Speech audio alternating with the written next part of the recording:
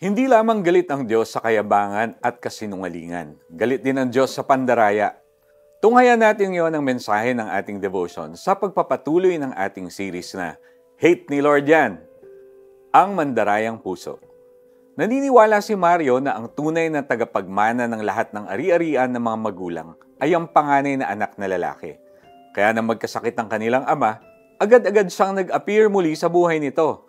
Nailipat niya sa kanyang pangalan ang bank account ng ama at nanirahan na rin sa bahay ng ama. At nang mamatay ang kanilang ama, sinabi ni Mario sa kanyang mga kapatid, "You already own your homes. Wala akong bahay kaya dapat lamang na maging akin ang bahay na to." Pinalitan niya ang lock ng front door at nag-install ng security system. Walang kapatid na makakatapak pa sa bahay na yon. Nasyak ang mga kapatid dahil merong last will and testament tungkol sa equal distribution ng bahay at ng lahat ng ari-arian. Pero higit sa lahat, ang bilin ng kanilang ama ay ang magkasundo sila. Mukhang malayo na itong matupad pa. Sino ang makakaunawa sa puso ng tao? Ito'y mandaraya at walang katulad. Wala nang lunas ang kanyang kabulukan, ang tanong ni Yahweh. Sa kasakiman ni Mario, pinanghawakan niya ang maling paniwalang siya ang rightful heir. At dahil wala siyang sariling bahay, he saw an easy way to have one. Ang angkinin ang hindi kanya.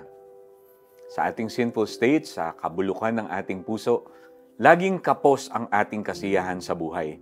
Kahit pa paulanan tayo ng blessings, our actions are always selfish, always thinking of me, myself, and I, and that we deserve more than what we have.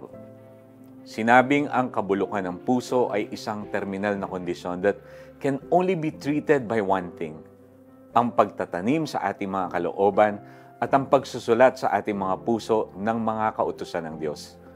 If we allow God into our hearts, He will change us and help us turn away from our evil deeds. Manalangin tayo. Dear Lord, help me to see who I really am. Kung wala ka sa aking buhay, mananatiling bulok ang aking puso at tiyak ang aking kamatayan. Sa pangalan ni Jesus. Amen. If you haven't accepted Jesus as your Lord and personal Savior, you can now pray and invite Him in your life. Sino ang makakaunawa sa puso ng tao? Ito'y mandaraya at walang katulad. Wala nang lunas ang kanyang kabulukan. Jeremiah 17:9. Salamat sa Diyos na nagbabago ng puso ng sino mang lumapit sa Kanya at tumanggap sa Kanyang anak na si Jesus. Makakaasa tayong magbabago ang ating mga puso. Huwag rin sana kayong magbabago sa patuloy na pakikinig sa salita ng Diyos dito sa Tanglaw. Bukas, itutuloy natin ang ating series. See you! This is Iko Gonzalez. God bless you.